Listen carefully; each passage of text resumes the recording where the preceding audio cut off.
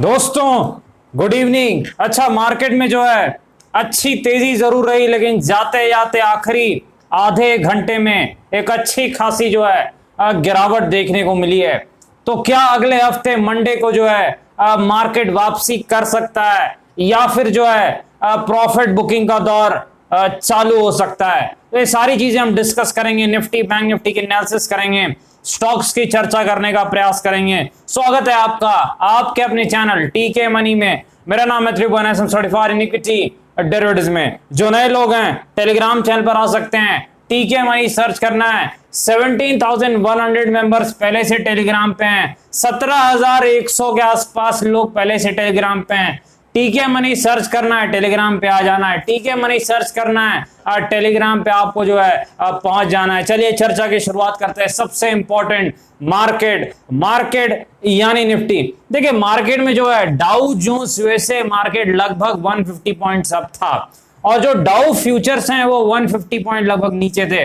तो net to net जो मामला था फ्लैटिश सा था। तो कहीं ना कहीं हमारी उम्मीद थी कि मार्केट कहीं ना कहीं फ्लैट टू नेगेटिव शुरुआत दे सकता है, लेकिन कहीं ना कहीं मार्केट ने एक फ्लैट सी शुरुआत दी। अब प्लस 20 पॉइंट जरूर अप था, लेकिन वो खुलते के साथ जो है एक अच्छी खासी पैनिक आई और फिर एक बाउंस बैक आया। वहां पर जो है एक बाउंस बैक आया, एक तेजी आई मार्केट में।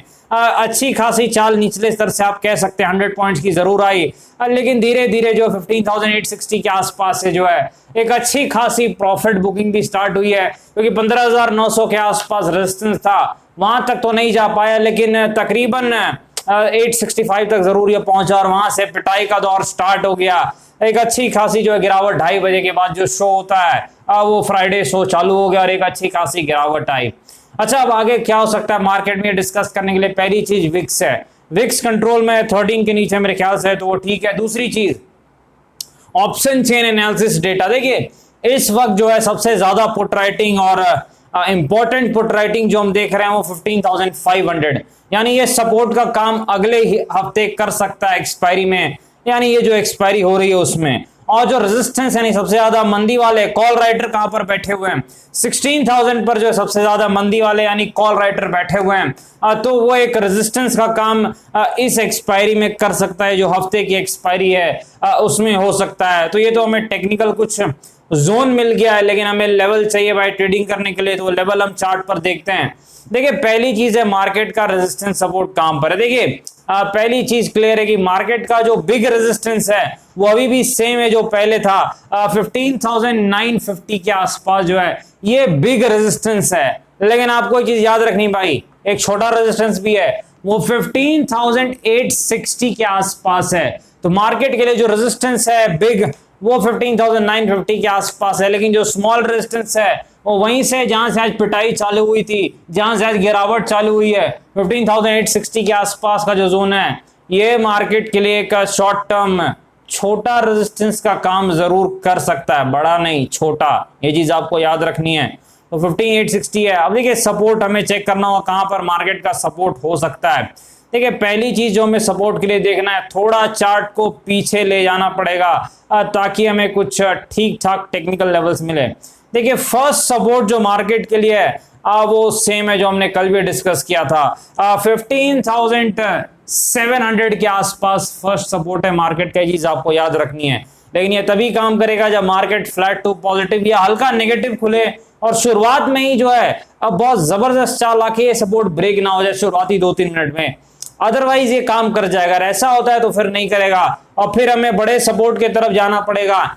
बड़ा सपोर्ट कहां पर है भाई, इस वक्त मार्केट का नीचे चलते हैं, ये जो जोन आपको दिख रहा है ये इस वक्त बड़ा सपोर्ट है मार्केट का, यानी कि 15,000 जो है 550 के आसपास का जो जोन है ये एक ठीक ठाक सपोर्ट इस वक्त मार्केट का, क्योंकि पीछे में पुट राइटर्स का भी सहारा है, यानी पुट राइटर्स यानी तेजी वाले बिग प्लेयर जो हैं उनका भी सहारा निफ्टी को है। ये चीज जरूर आपको ध्यान में रखनी है। आगे चलते हैं भाई निफ्टी बैंक के पास चलते। देखिए निफ्टी बैंक में भी जो है एक अच्छी खासी आज प्रॉफिट बुकिंग का दौर देखने को मिला, एक बाउंस बैक जरूर आया, लेकिन फिर से जो है गिरावट आ गई जाते जाते निफ्टी के साथ साथ ही। इसमें कोई शक नहीं है कि आखिरी वक्त में जो है निफ्टी बैंक उतना ज्यादा गिरावट नहीं दिखा पाया जितना कि निफ्टी ने दिखाया था। अब सपोर्ट रेजिस्टेंस क्या है निफ्टी बैंक के, देखिए 34,700 के आसपास इसका पहला रेजिस्टेंस है। अगर ये क्लियर होता है आपको 35,000 दिख सकता है निफ्टी बैंक में, 35,000 आपको दिख सकता है। अगर 34,700 का रेजिस्टेंस निफ्टी बैंक क्लियर करता है, ये चीज जरूर आपको ध्यान में रखनी है। पहला सपोर्ट कहां पर है, बहुत करीब में 34,500 के आसपास है, लेकिन ये कोई बड़ा सपोर्ट नहीं है भाई, ये कोई बड़ा सपोर्ट नहीं है। और ये जो रेजिस्टेंस भी हमने डिस्कस किया 34,700, ये कोई बड़ा रेजिस्टेंस नहीं है। मेन रेजिस्टेंस है 35,100 के आसपास निफ्टी बैंक में, ये चीज आपको याद रखनी है। ऊपर के चार्ट जब हम देखेंगे तो पता चल जाएगा। देखिए यहाँ पर 35,100 के आसपास ये जो है ये एक ठीक ठाक रेजिस्टेंस है निफ्टी बैंक में। और सपोर्ट कहां पर है भाई निफ्टी बैंक में, ठीक ठाक सपोर्ट कहां पर है। देखिए जो ठीक ठाक सपोर्ट है निफ्टी बैंक में वो 34,200-300 के आसपास दिख रहा है। यानी 34,200 के आसपास जो है ये निफ्टी बैंक का एक अच्छा खासा सपोर्ट है। 34,200 से 34,300 के आसपास निफ्टी बैंक का सपोर्ट है, ये चीज आपको याद रखनी है। चलिए चलते हैं भाई स्टॉक्स के पास चलते हैं, ब्रिटानिया के पास चलते हैं। थोड़ी जो है रिजल्ट्स भी मेरे ख्याल से इनके आने वाले हैं। फंडामेंटली बहुत ही स्ट्रॉन्ग स्टॉक है, लॉन्ग टर्म कोर पोर्टफोलियो का स्टॉक है, अच्छी कंपनी है, 1% के आसपास है, डिविडेंड यील्ड भी है और रिजल्ट्स आने वाले हैं। एक चीज आपको याद रखनी है, अच्छी खासी प्रॉफिट बुकिंग आई है इसमें। 3800 के आसपास ब्रिटानिया का रेजिस्टेंस है जो क्लियर नहीं कर पाया, इस कारण से एक प्रॉफिट बुकिंग आई है। लेकिन अब ये सपोर्ट के आसपास आ गया, जैसा मुझे याद है जी हाँ 3300 के आसपास ही ब्रिटानिया का एक अच्छा सपोर्ट है, वो सपोर्ट के नजदीक आ चुका है। मेरे ख्याल से अगर रिजल्ट ठीक रहते हैं अच्छी खासी चाल आ सकते हैं यहाँ पर ब्रिटानिया में। लेकिन अगर किसी कारण से रिजल्ट थोड़े डिसअपॉइंटिंग रहते हैं और गिरावट होती है तो कहीं ना कहीं एक अच्छा लेवल आ जाएगा पोर्टफोलियो के लिए, क्योंकि 3300 के आसपास ब्रिटानिया कहीं ना कहीं ठीक है, इसमें कोई शक नहीं है। फंडामेंटली अच्छे लेवल पर आ जाएगा, चीज आपको याद रखनी है। और टेक्निकली भी जो है एक अच्छे लेवल पर ब्रिटानिया आ सकता है, 3300 के आसपास इसका एक अच्छा सपोर्ट है, चीज आपको याद रखनी है। आईडीएफसी फर्स्ट बैंक के पास चलते, देखिए आईडीएफसी फर्स्ट बैंक की फंडामेंटली स्ट्रॉन्ग स्टॉक है, अच्छी कंपनी, हाई क्वालिटी मैनेजमेंट है। यहाँ पर एक गिरावट जरूर हुई और वहां से एक बाउंस बैक दिखा है, 50 के आसपास इसका सपोर्ट था, एक बाउंस बैक आया। मेरे ख्याल से इनके भी रिजल्ट्स वीकेंड को आने वाले हैं। अब रिजल्ट्स पे डिपेंड करता है कि कैसे रिजल्ट्स रहते हैं। अच्छे रिजल्ट्स आते हैं तो अच्छी खासी चाल भी आ सकती है। अदरवाइज जो सपोर्ट है एक बार हम चेक कर लेते हैं। देखिए सपोर्ट इस वक्त जो है 47.5 के आसपास है, चीज आपको याद रखनी है। 47.5 48 जो है आईडीएफसी फर्स्ट बैंक का सपोर्ट है, 60 के आसपास आईडीएफसी फर्स्ट बैंक का रेजिस्टेंस है, ये चीज आपको याद रखनी है। यानी 60 के आसपास रेजिस्टेंस है, 48 के आसपास जो है आईडीएफसी फर्स्ट बैंक का टेक्निकल सपोर्ट है, ये चीज आपको याद रखनी भाई। और ट्राइडेंट के पास चलते हैं, देखिए ट्राइडेंट हमने कवर किया था जब ये 14-15 के आसपास दायरे में था। मैंने कहा था ये 2-3 महीने से दायरे में रहने दे, जब तक फटेगा नहीं तब तक नोट छपेगा नहीं। और वही हुआ है भाई, जैसे रेंज को तोड़ा एक अच्छी खासी चाल दिखाया। मेरे ख्याल से सर्किट में तो नहीं चल रहा है भाई, मेरे ख्याल से सर्किट में चल रहा है, जो इसकी चाल है ये सर्किट में चल रहा है ऊपर के तरफ इसमें। जी हाँ सर्किट पे चल रहा है, क्लियर है भाई, सर्किट पे चल रहा है, इसमें कोई शक नहीं है।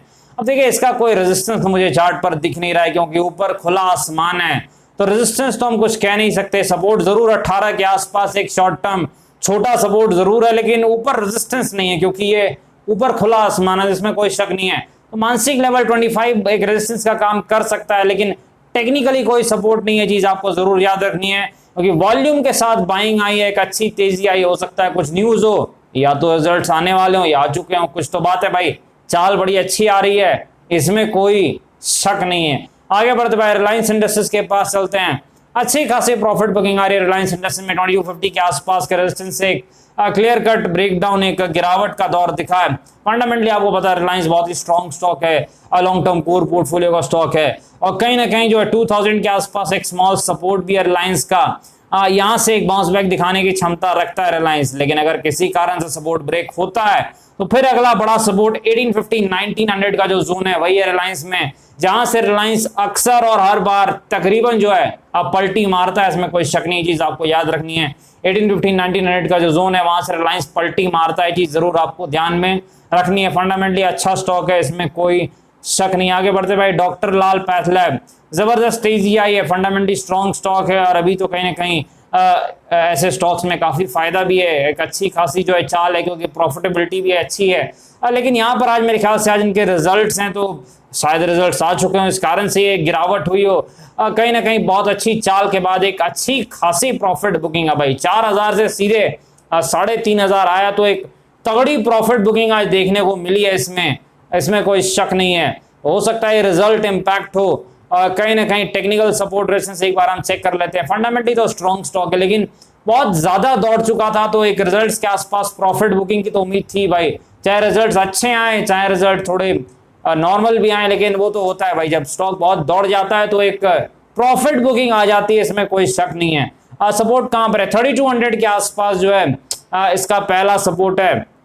डॉक्टर लाल पैथलैब का रेजिस्टेंस कहां पर है? यहां से आज गिरा है 4000 के आसपास रेजिस्टेंस है। ये चीज आपको याद रखनी। डिस्क्लेमर आपको होता है पता है, video educational information purpose clear पे अपने फाइनेंशियल एडवाइजर से बातचीत करके पहले बाजार में काफी जोखिम है, थोड़ा ध्यान से काम करें। धन्यवाद।